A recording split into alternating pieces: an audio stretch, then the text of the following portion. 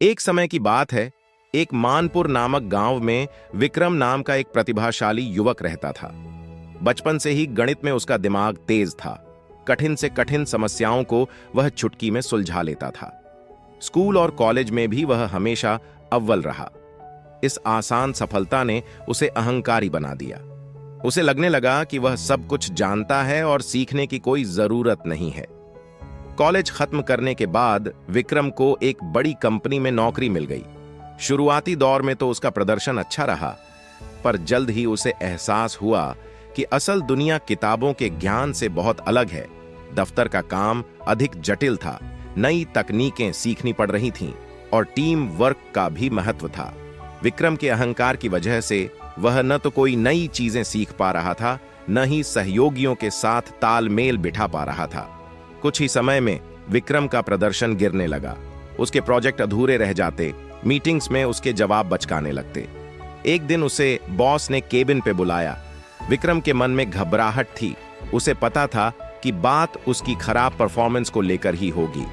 Boss के office में दाखिल होते ही विक्रम को आश्चर्य हुआ। बॉस के सामने एक बुजुर्ग सज्जन बैठे थे जिनका परिचय प्रोफेसर वर्मा के तौर पर कराया गया। प्रोफेसर गणित के क्षेत्र के जाने माने विद्वान थे। विक्रम को हैरानी हो रही थी कि आखिर उन्हें यहां क्यों बुलाया गया है। बॉस ने मुस्कुराते हुए कहा, विक्रम, प्रोफेसर वर्मा कंपनी के सलाहकार के रूप में कुछ समय हमारे साथ रहेंगे। मुझे उम्मीद है कि आप उनसे मिलकर कुछ सीख पाएंगे। वह हफ्ता विक्रम ने प्रोफेसर वर्मा के साथ बिताया, जो कि उसके लिए सपनों जैसा था। प्रोफेसर न सिर्फ गणित के ज्ञान के भंडार थे, बल्कि सीखने के प्रति उनके जुनून ने विक्रम को अवाक कर दिया। प्रोफेसर हर चीज में सीखने की गुंजाइश ढूंढते थे, चाहे वह ऑफिस का माहौल हो, कंपनी की कार्यप्रणाली हो या फिर किसी सहकर्मी का काम करने का तरीका।